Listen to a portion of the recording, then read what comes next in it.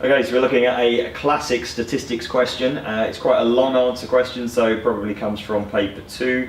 We're looking at needing to calculate mean. We've got keywords standard deviation. We've got the correlation coefficient R. We've got the regression line as well. So hopefully you will look at this and go, haha, I can do all of this on my graphical calculator. And today we will be using the TI Inspire, and here is my version of it here. Okay, so let's go to the question. First thing that we're asked to do is to write down the mean score from round 1. So obviously we've got round 1 there. Okay, if I'm going on as well, standard deviation of round 1. So what I need to be able to do is input all of that data into my calculator.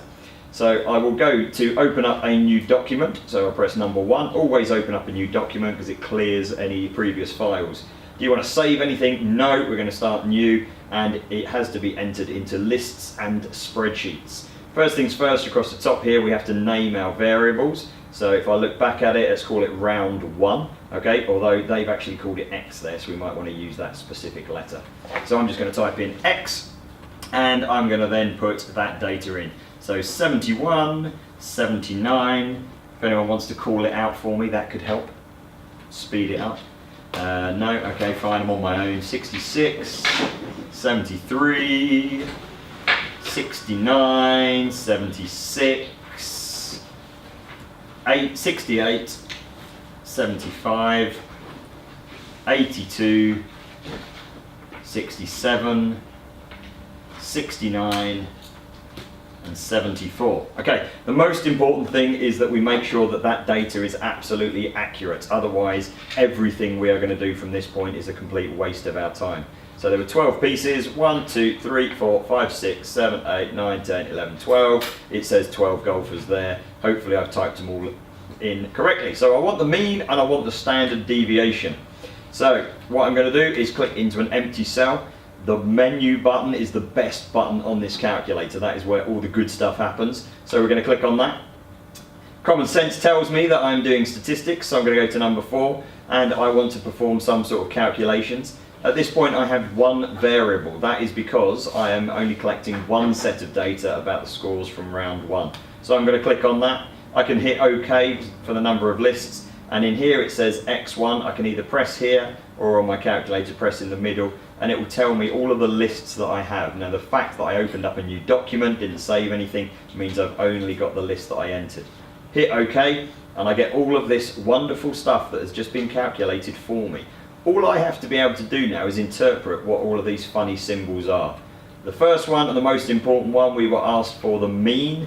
Okay, X bar is this notation it's called, and my mean there is given as 72.4167. I can round that to 3 significant figures if I want, 72.4. So write down the mean score of round 1. There you go, nice and easy, 72.4. The calculator's done it for me. Let's go on to the next one. Write down the standard deviation. Okay, standard deviation, again, I need to know the notation for it. And the one we are going to use for standard deviation is this funny little circle-like, and then the X next to it, okay? And that is giving us the score of 4.76897. All right, so again, we can round that to 3 significant figures if need be. So questions 1 and 2 done for us by the calculator just by typing that in. Find the number of these golfers that had a score of more than 1 standard deviation above the mean. Well, if the mean was, what did we say it was?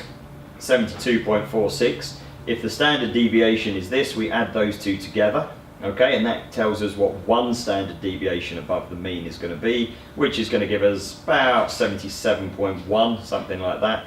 So who had more than 77.1? Well, he did, and that's it. So just the 2 of them had more than 1 standard deviation above the mean. Nice and easy so far. Just been doing some simple addition. On to question B then, it says write down the correlation coefficient R. Again, we can do this on our calculator. What we have to do is input all of these 2 things here.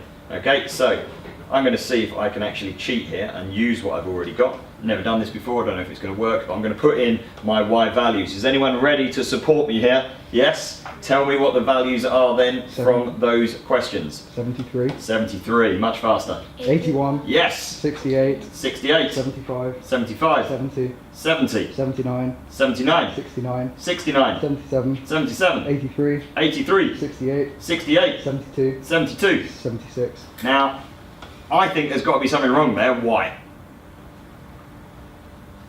Can anyone see? You've said then 76. Can anyone see what my issue is going to be there?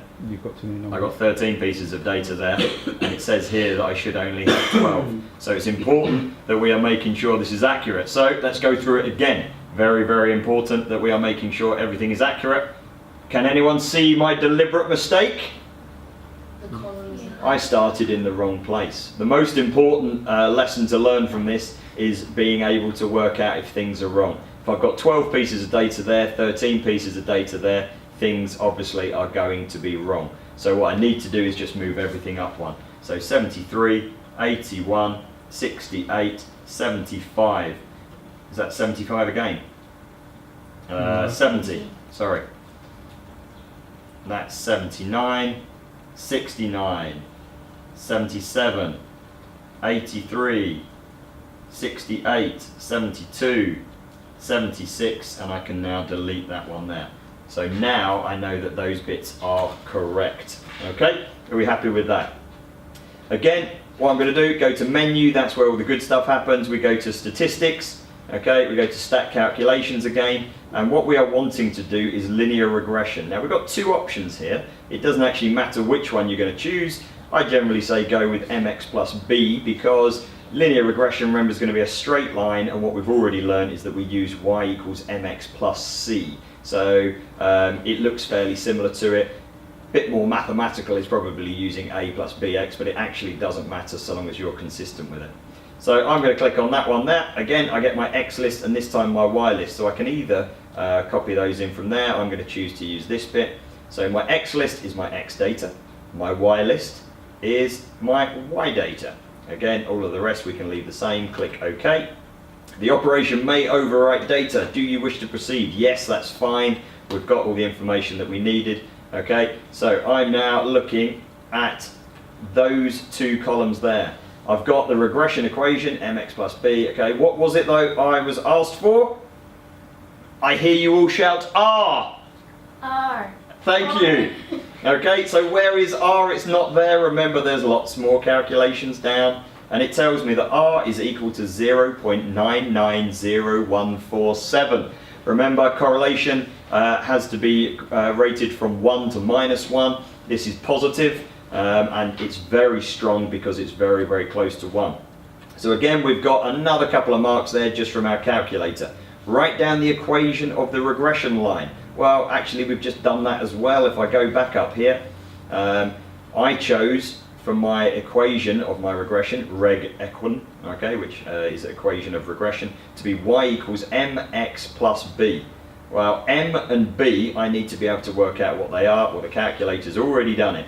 So it'd be y equals 1.01405x plus 0.816183.